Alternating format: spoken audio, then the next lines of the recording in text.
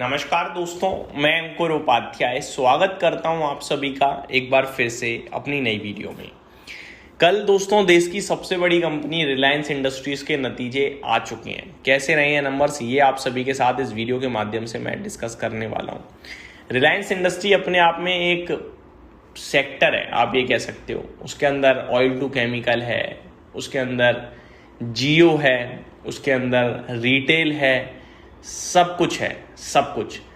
लेकिन सबसे ज्यादा जो कंट्रीब्यूशन है ना आज की डेट में भी ऑयल टू केमिकल का है। तो ऑयल टू केमिकल उस कंपनी के टोटल नंबर्स को रिफ्लेक्ट करता है, आप ये कह सकते हैं।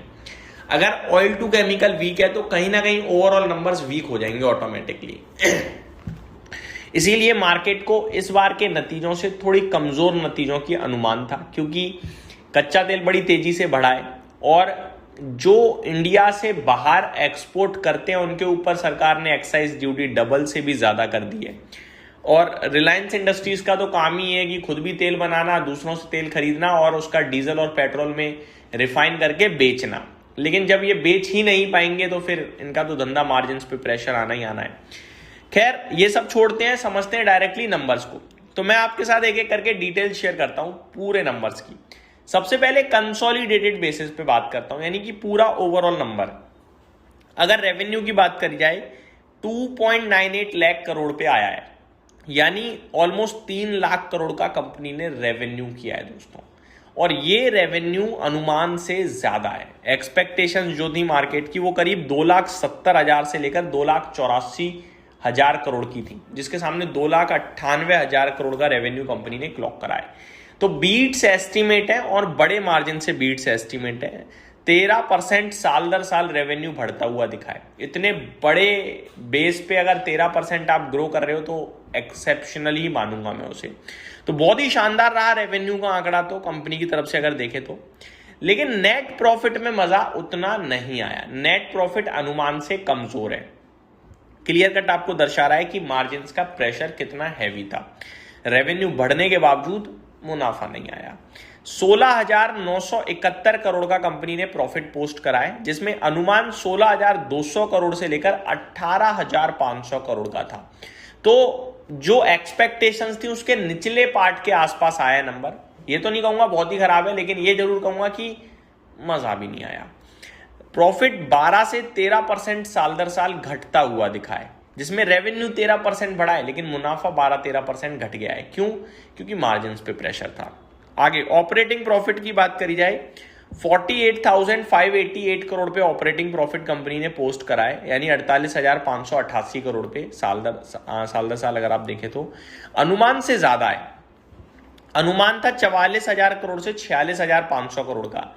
तो ऑपरेशनल बेसिस पे कंपनी ने आउट परफॉर्म कर दिया है भाई साहब। बट मार्जिन फेल, मार्जिन घटे हैं। 14.9% पे मार्जिन रह गए हैं 16.9% से घटकर। ये है असली परेशानी का विषय, जिसकी वजह से आपको प्रॉफिट घटता हुआ दिखा है।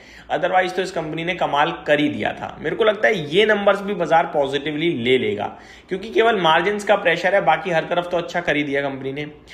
जो मार्जिन्स कंपनी के 14.9% आए हैं, अनुमान यह था कि 15.5-15% के आसपास आ जाएंगे। तो मतलब 60 बेसिस पॉइंट के समथिंग थोड़ा मिस हो गया नंबर।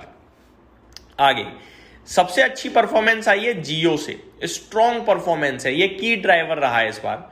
मुनाफा 13% साल दर साल बढ़ता हुआ दिखा है।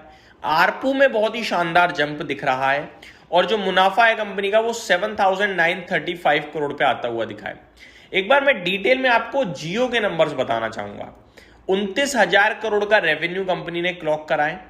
एबिटा 15,000 करोड़ से ज्यादा कंपनी ने क्लॉक कराए।